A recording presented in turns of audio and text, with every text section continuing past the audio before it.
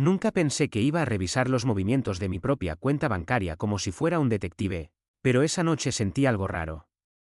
Un detalle mínimo. Una transferencia de 47 euros a un nombre que no conocía. Y lo peor no fue el dinero. Lo peor fue que mi novia ya había cambiado la contraseña del banco, sin decírmelo. Todo empezó de forma tan normal que ahora me da rabia haber sido tan ciego. Cuando conocí a Lucía, ella era la típica persona que parecía tener la vida perfectamente organizada. Siempre hablaba de estabilidad, de construir algo serio, de pensar como adultos. Yo venía de relaciones caóticas, así que eso me atrapó enseguida. A los pocos meses ya hablábamos de vivir juntos. Ella decía que las parejas fracasan porque nunca aprenden a manejar el dinero en equipo. Y sinceramente, tenía sentido. Primero fueron cosas pequeñas. Ella me dijo que yo gastaba demasiado en tonterías. Que pedir comida varias veces por semana era absurdo. Que comprar videojuegos a esta edad daba vergüenza. Lo decía riéndose, besándome después, haciéndolo parecer una broma cariñosa. Y yo me reía también. Luego empezó a ofrecer ayuda. Me dijo que era mejor que ella organizara los gastos porque era más responsable. Yo nunca fui bueno administrándome, así que acepté. Le di acceso a una cuenta compartida. Después me convenció de mover casi todo mi sueldo ahí para ahorrar para nuestro futuro. Y ahí empezó la trampa. Sin darme cuenta, empecé a pedir permiso para usar mi propio dinero. Si quería salir con amigos, ella decía algo como que este mes estamos ajustados. Si quería comprar algo para mí, me respondía que deberíamos priorizar el apartamento que queríamos comprar juntos. Y lo peor, es que yo me sentía culpable. Ella tenía una manera enfermiza de hacerme creer que cualquier gasto mío era egoísta. Una noche le dije que quería ir a ver a mi hermano a Valencia el fin de semana y me respondió que justo ahora no. Era el momento para gastar en viajes innecesarios. Pero 2 días después apareció con un bolso nuevo carísimo. Cuando le pregunté, se puso fría. Me dijo que ese bolso era una inversión porque ella necesitaba verse profesional para el trabajo. Yo me quedé callado. Porque así funcionaba todo con Lucía. Si yo gastaba, era irresponsable. Si ella gastaba, era estratégico. Y aún así, seguí creyendo que me amaba. Hasta que pasó algo que me abrió los ojos. Una noche ella estaba duchándose y su portátil empezó a sonar sin parar. No soy de revisar cosas ajenas. Nunca lo hice. Pero apareció una notificación bancaria con mi nombre. Mi nombre. Y debajo decía: transferencia automática completada. Automática. Yo jamás había activado ninguna transferencia automática. Sentí un vacío horrible en el estómago. Abrí la app del banco desde mi móvil, y no pude entrar. La contraseña había cambiado. En ese momento escuché cómo el agua de la ducha se detenía. Y por primera vez en 2 años, sentí miedo de mi propia novia. Ella salió del baño secándose el pelo con una toalla. Yo seguía sentado en el sofá con el móvil en la mano. Intenté actuar normal. Pero creo que mi cara me traicionó porque apenas me vio se quedó quieta. Me preguntó qué pasaba. Yo le dije que la app del banco no me dejaba entrar. Ella tardó 2 segundos en responder. 2 segundos exactos. Como si estuviera calculando algo en su cabeza. Después soltó una risa pequeña y dijo que seguramente el banco había hecho una actualización. Me acerqué y le pregunté por qué aparecían transferencias automáticas a una cuenta que yo no conocía. Ahí cambió completamente. Su cara se endureció. Me preguntó si había estado revisando sus cosas. Ni siquiera respondió a mi pregunta. Solo quiso hacerme sentir culpable. Le dije que el dinero era mío y que tenía derecho a entender qué estaba pasando. Entonces me respondió algo que todavía recuerdo palabra por palabra. Me dijo que si yo fuera más maduro no tendría que encargarse ella de todo. Esa frase me destrozó. Porque en ese momento entendí algo horrible. Ella no me veía como su pareja. Me veía como un proyecto. Como alguien inferior. Como un niño al que podía manejar. Intenté mantener la calma. Le pregunté directamente a quién pertenecía esa cuenta. Ella me dijo que era una cuenta de ahorros secundaria para nosotros. Pero sonaba falsa. Muy falsa. Entonces le pregunté por qué ocultarlo. Y ahí explotó. Empezó a gritarme. Me dijo que estaba paranoico. Que estaba arruinando la relación por dinero. Que todas las parejas serias compartían gastos. Que yo tenía problemas de confianza. Y mientras gritaba, yo sentía algo rarísimo. Como si por fin estuviera viendo a la persona real detrás de la máscara. Esa noche casi no dormí. Ella se acostó dándome la espalda. Ni siquiera intentó arreglar la discusión. Y yo me quedé despierto mirando el techo. Pensando en cada momento raro de los últimos 2 años. Pensando en cómo me había ido aislando de mis amigos. Pensando en cómo dejé de comprar cosas para mí. Pensando en cómo siempre terminaba sintiéndome culpable por todo. A las 4 de la mañana hice algo que nunca había hecho. Revisé su correo desde el portátil. Sí. Sé que estuvo mal. Pero mi intuición me estaba gritando que algo iba muy mal. Y ojalá nunca hubiera encontrado lo que vi. Había decenas de correos bancarios. Transferencias. Movimientos. Facturas. Y entonces encontré una carpeta archivada. Con un nombre absurdo. ¿Ideas? La abrí. Dentro había capturas de pantalla de cuentas. Presupuestos. Conversaciones con alguien llamado Sergio. Y una nota escrita por ella misma. Decía: si logro mantenerlo estable un año más, podremos entrar al piso sin problema.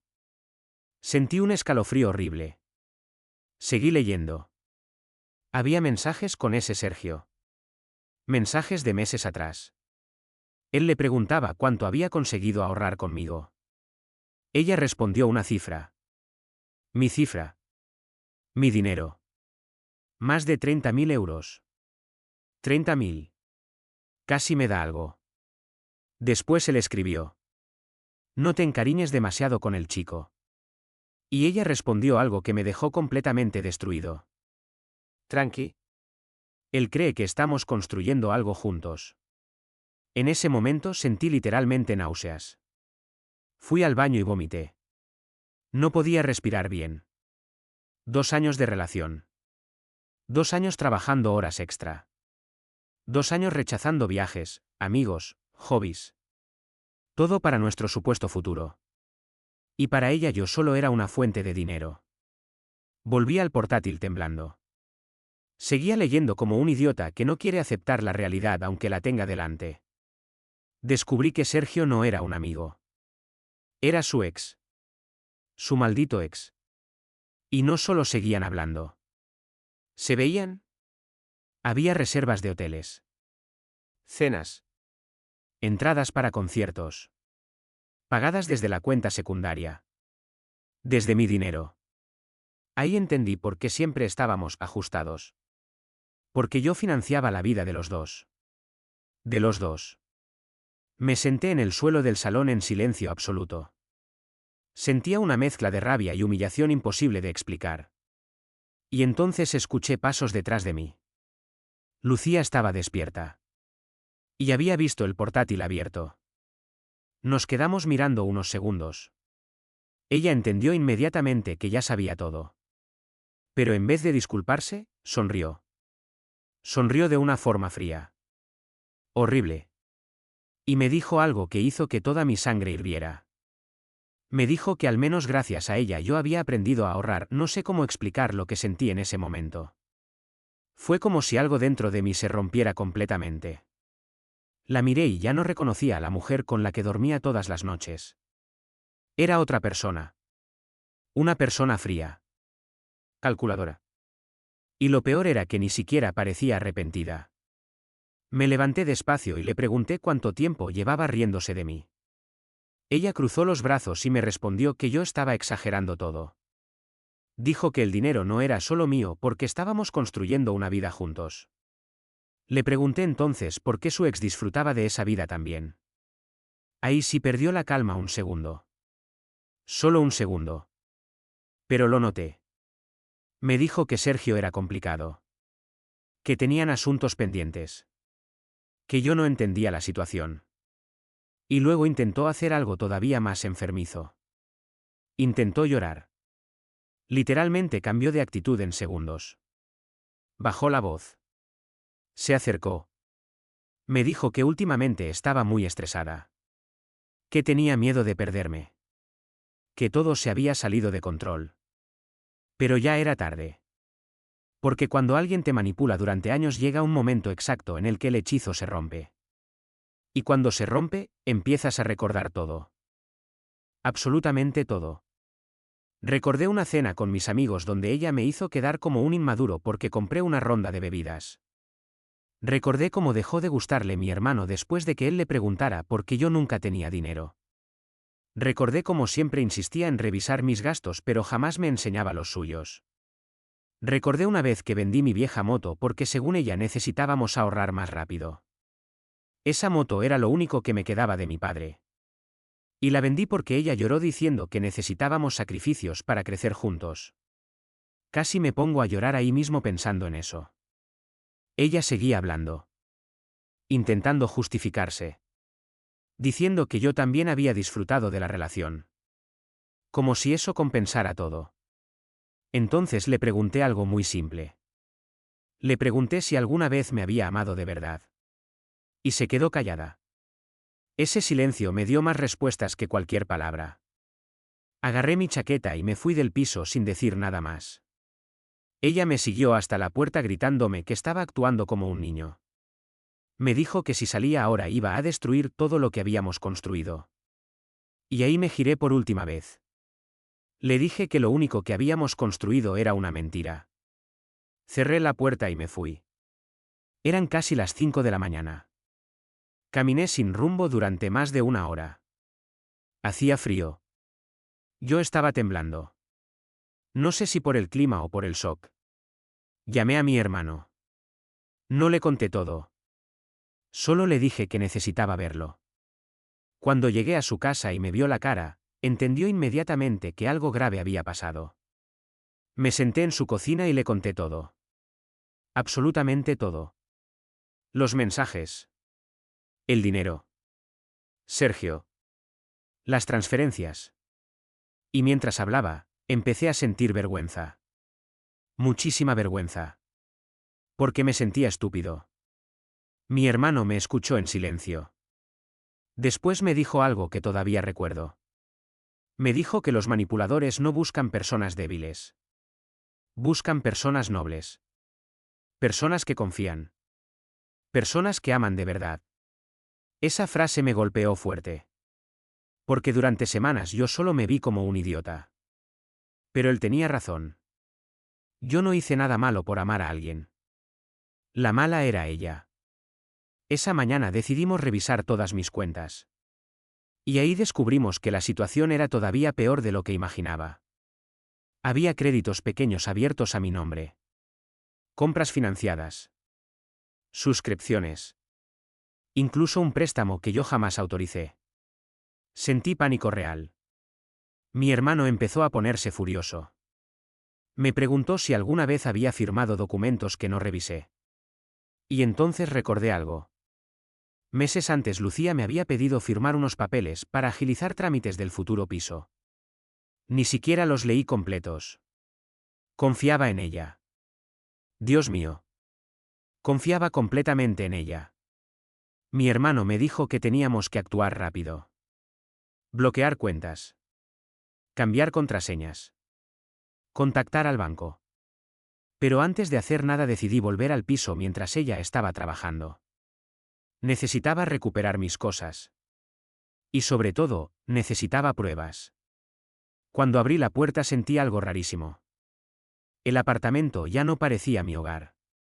Parecía el escenario de una estafa. Empecé a guardar ropa y documentos en bolsas. Y entonces encontré algo que me dejó helado otra vez. En un cajón de su escritorio había una carpeta negra. Dentro había fotos mías. Copias de mis nóminas. Contraseñas anotadas. Datos de acceso. Todo perfectamente organizado. Como si yo fuera un proyecto financiero. Y al fondo de la carpeta había un papel doblado. Una lista escrita a mano. Con fechas. Objetivos. Cantidades. Y arriba de todo decía: Plan 2025. Ahí entendí que esto jamás fue improvisado. Ella llevaba muchísimo tiempo construyendo todo paso por paso. Y entonces escuché el sonido de unas llaves entrando en la puerta. Lucía había vuelto antes del trabajo. Y yo todavía tenía la carpeta en las manos, se quedó congelada apenas me vio con la carpeta abierta. Nunca voy a olvidar esa mirada. Ya no había actuación. Ya no había lágrimas falsas.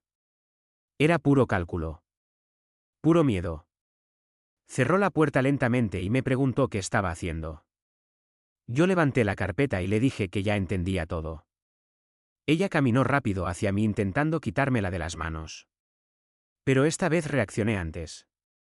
Me aparté y le dije que no me tocara. Ahí explotó completamente. Empezó a insultarme. Me dijo que estaba obsesionado. Que estaba invadiendo su privacidad. Imagínate. Su privacidad. Después de vaciarme las cuentas durante 2 años. Le pregunté qué era el Plan 2025. Ella primero intentó negarlo. Dijo que eran apuntes de trabajo. Entonces le leí una línea en voz alta. Conseguir acceso total antes de verano. Se quedó callada. Luego leí otra. Separarlo más de los amigos. Especialmente del hermano. Ahí sentí un nudo horrible en el pecho. Porque entendí que no había sido casualidad. Cada pelea que tuve con mi hermano. Cada vez que dejé de salir. Cada momento en que me aislé, ella lo había provocado poco a poco. Como una manipulación lenta. Enferma. Me preguntó si pensaba denunciarla. Le dije que todavía no sabía. Y entonces hizo algo inesperado. Se calmó de golpe. Demasiado rápido. Se sentó en el sofá y empezó a hablar con una tranquilidad escalofriante. Me dijo que no iba a llegar lejos. Que muchas cosas estaban firmadas por mí. Que legalmente yo había autorizado movimientos. Que nadie iba a creerme. Después sonrió un poco y dijo algo todavía peor. Me dijo que yo parecía emocionalmente inestable. Y que si intentaba denunciarla, ella podía contar muchas historias sobre mí. En ese instante sentí miedo de verdad.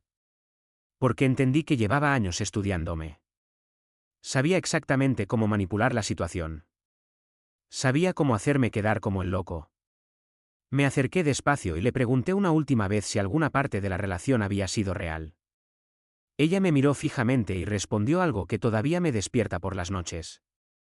Me dijo que al principio sí me quiso. Pero que después descubrió que yo era demasiado fácil de controlar. Esa frase me atravesó. No grité. No rompí nada. Solo agarré mis cosas y me fui. Pero antes de salir hice algo importante. Metí la carpeta negra en mi mochila sin que ella lo notara. Y eso terminó salvándome después. Las siguientes semanas fueron un infierno. El banco bloqueó algunas operaciones. Descubrimos que había intentado mover dinero justo después de nuestra pelea. Incluso intentó entrar a mis correos varias veces. Mi hermano me ayudó a poner denuncias y cambiar absolutamente todo. Contraseñas. Tarjetas. Accesos. Todo. Pero emocionalmente yo estaba destruido. No podía dormir.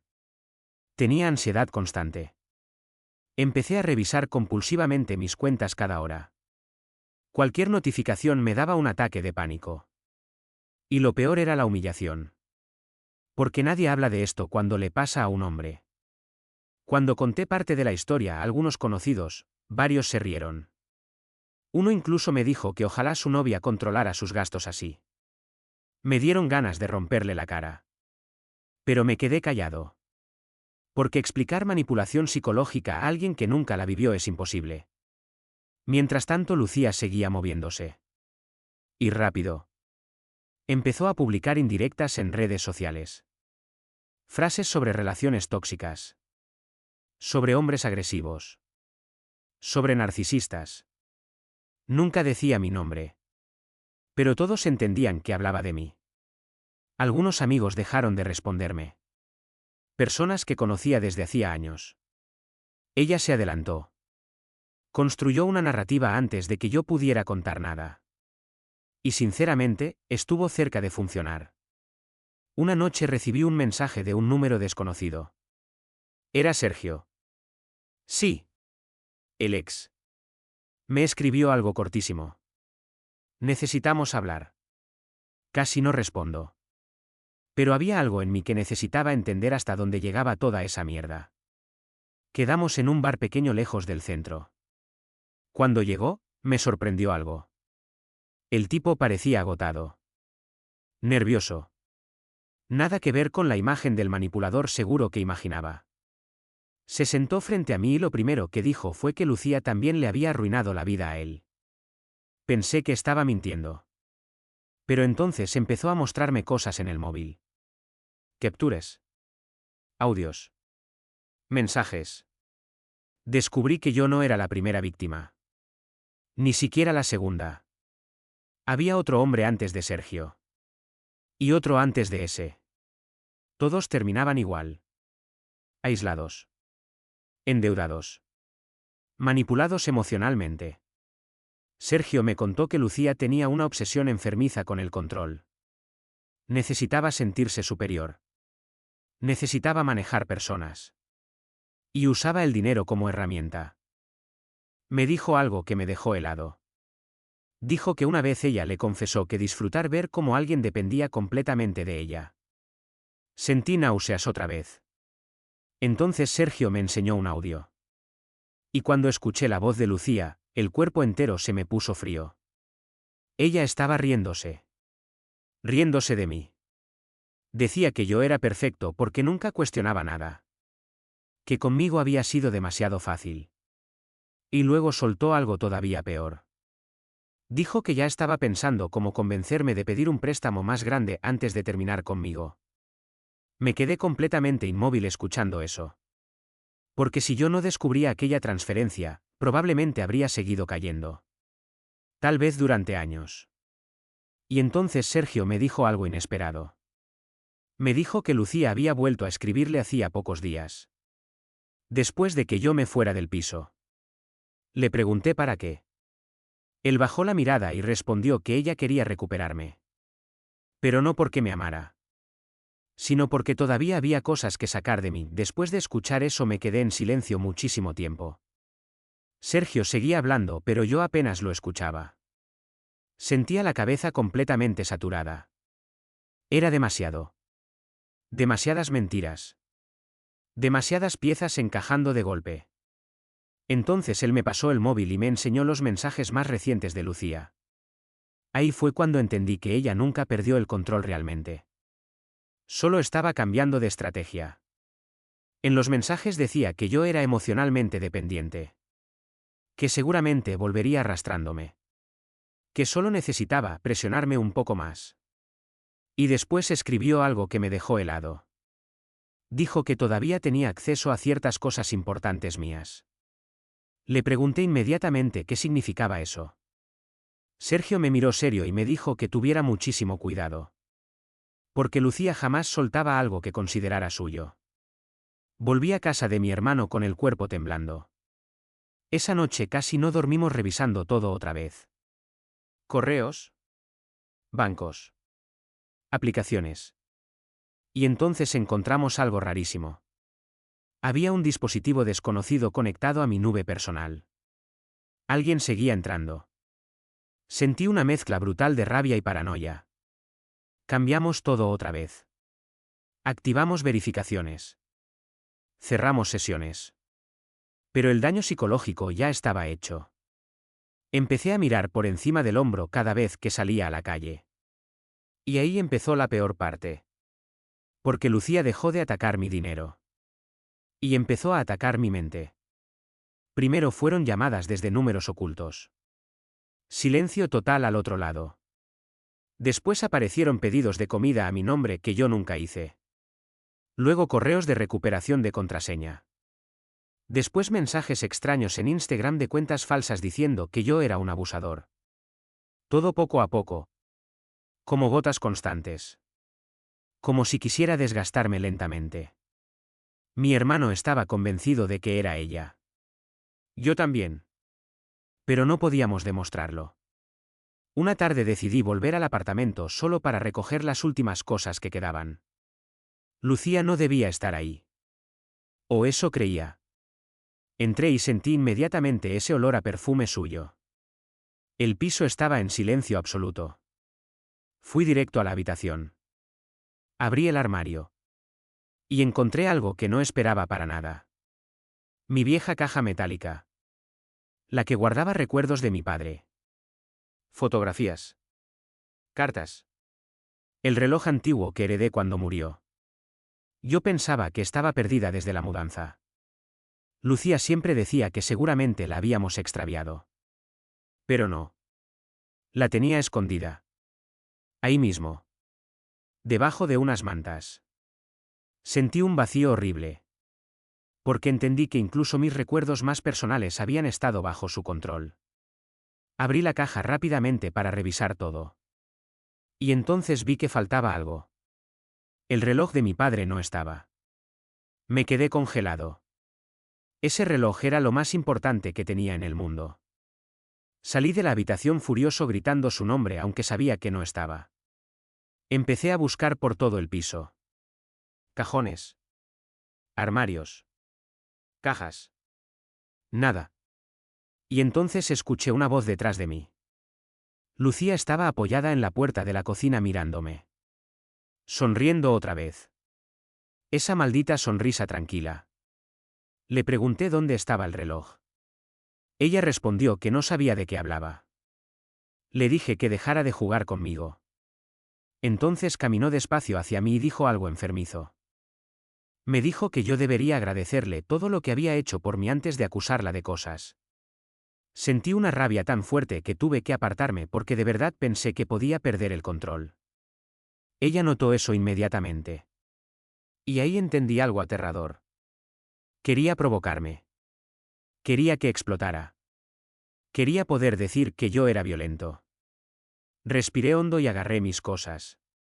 Ella siguió hablándome mientras yo metía ropa en las bolsas. Me decía que iba a arrepentirme. Que nadie iba a quererme como ella. Que yo terminaría volviendo porque sin ella era incapaz de organizar mi vida. Era increíble escucharla. Después de todo lo que hizo todavía intentaba destruirme psicológicamente. Antes de irme le pregunté una última vez por el reloj. Ella se acercó tanto que pude sentir su perfume y me susurró que algunas pérdidas enseñan lecciones importantes. Se me heló la sangre. Me fui inmediatamente. Pero apenas bajé del edificio recibí un mensaje suyo. Solo una foto. Mi reloj. Encima de una mesa. Y debajo escribió. Todavía puedes arreglar las cosas. Ahí entendí que ya no estaba lidiando solo con una manipuladora. Estaba lidiando con alguien peligrosamente obsesionada con el control. Mi hermano vio el mensaje y se volvió loco. Me dijo que guardara absolutamente todo. Captures. Audios.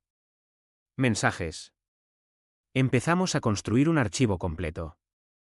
Y mientras más revisábamos, más oscuro se volvía todo. Descubrimos que Lucía había investigado a todas mis exparejas. Tenía perfiles falsos. Conversaciones guardadas. Incluso había escrito a una chica con la que salí años antes para preguntarle cosas sobre mí. Era enfermizo. Pero la revelación más brutal llegó unos días después. Sergio me llamó desesperado una madrugada. Me dijo que Lucía había aparecido en su casa llorando. Diciendo que yo la estaba acosando. Que tenía miedo de mí. Que estaba pensando en denunciarme. Ahí entendí el verdadero plan. Ella estaba preparando el terreno. Si yo iba legalmente contra ella, ella intentaría destruirme primero. Y sinceramente tuve miedo. Muchísimo miedo. Porque las personas como Lucía no pelean limpio. Jamás. Y esa misma noche, mientras hablábamos por teléfono, Sergio me dijo algo que me dejó completamente helado. Me dijo que había algo más que yo todavía no sabía. Algo sobre el dinero. Algo muchísimo peor, me quedé helado escuchándolo respirar al otro lado del teléfono. Le pregunté qué más podía haber. Pensé que ya había visto lo peor. Pensé que ya no quedaba nada capaz de sorprenderme. Pero entonces Sergio me dijo que el préstamo no era el verdadero problema. El verdadero problema era el seguro de vida. Sentí un vacío brutal en el pecho. Le pregunté de qué demonios estaba hablando. Y él respondió muy despacio. Me dijo que meses atrás Lucía había intentado convencerme de contratar un seguro grande, pensando en el futuro. En ese momento recordé perfectamente aquella conversación. Ella me había dicho que las parejas inteligentes se protegían mutuamente. Que si algún día pasaba algo, el otro no quedaría desamparado. Yo casi lo firmo. Pero al final faltó un documento del trabajo y nunca terminamos el trámite. Sergio respiró hondo y me dijo que con él sí funcionó. Sentí un escalofrío recorriéndome entero. Me contó que cuando estaban juntos ella también controló sus finanzas. También lo aisló. También lo hizo depender emocionalmente. Y un año después de contratar aquel seguro, Sergio tuvo un accidente de coche. Un accidente muy raro. Frenos dañados. Una curva. Milagrosamente sobrevivió. Pero cuando salió del hospital descubrió que Lucía ya había empezado a mover dinero del seguro incluso antes de que él despertara completamente. La policía nunca pudo demostrar nada. El caso quedó archivado como fallo mecánico. Pero Sergio estaba convencido de que no fue casualidad. Yo me quedé sin palabras. Sentía literalmente náuseas. Porque por primera vez pensé algo realmente oscuro. Pensé que quizá descubrir aquella transferencia me había salvado la vida. Esa noche no dormí. Me senté solo en la cocina de mi hermano mirando la pared durante horas. Recordando cada momento con ella. Cada sonrisa. Cada abrazo. Cada vez que me decía que quería envejecer conmigo. Todo falso. Todo calculado. A la mañana siguiente tomé una decisión. Dejé de esconderme. Entregamos todas las pruebas. Absolutamente todas. Las capturas. Los audios. Las transferencias. La carpeta negra. Los mensajes con Sergio. Incluso la foto del reloj. Y ocurrió algo inesperado. Cuando las autoridades empezaron a investigar movimientos financieros antiguos, apareció otra víctima. Luego otra más. Y otra. Hombres distintos. Historias casi idénticas. Ahí el castillo empezó a derrumbarse. Lucía desapareció durante varios días. Nadie sabía dónde estaba. Sus redes sociales quedaron vacías. El teléfono apagado. Y sinceramente, esos días fueron aterradores. Porque una parte de mí todavía sentía miedo de ella. Miedo de que apareciera otra vez sonriendo como si nada. Pero entonces pasó algo que nunca voy a olvidar. Una tarde llamaron a la puerta de casa de mi hermano. Era una mujer mayor. Tendría unos 60 años. Apenas me vio empezó a llorar. Era la madre de uno de los hombres anteriores. El que estuvo antes de Sergio. Me dijo que su hijo terminó completamente destruido emocionalmente después de estar con Lucía. Endeudado. Solo. Depresivo. Años después se quitó la vida. Cuando escuché eso sentí que el aire desaparecía del cuarto. La mujer me agarró las manos y me dijo algo que todavía me rompe por dentro. Me dijo que yo era el primero que había tenido fuerzas para enfrentarse a ella. Y ahí entendí algo importante. Esto ya no era solo sobre mi dinero. Ni sobre venganza. Era sobre detener a alguien que llevaba años destruyendo personas. Meses después finalmente encontraron a Lucía. Intentó negociar. Intentó manipular otra vez. Incluso intentó contactarme desde otro número. Me escribió que todavía me amaba. Que todo se había salido de control. Que yo era especial para ella. Leí el mensaje entero sin sentir absolutamente nada. Ni amor. Ni rabia. Nada. Y entonces hice algo muy simple. Bloqueé el número. Definitivamente. Tiempo después recuperé parte del dinero. No todo. El reloj de mi padre apareció en una tienda de empeños a las afueras de la ciudad. Cuando lo tuve otra vez en las manos, creo que fue la primera vez que lloré de verdad por todo lo ocurrido. Porque entendí cuánto me había perdido a mí mismo durante esa relación. Pasaron 2 años desde entonces. Y todavía me cuesta confiar en la gente. Todavía reviso 2 veces las puertas. Todavía siento ansiedad cuando alguien toca mis finanzas. Pero aprendí algo que jamás voy a olvidar. El amor no te hace pequeño. El amor no te controla. El amor no te hace pedir permiso para existir. Y a veces la persona más peligrosa de tu vida, no llega gritando. Llega sonriendo. Diciendo que solo quiere cuidar de ti.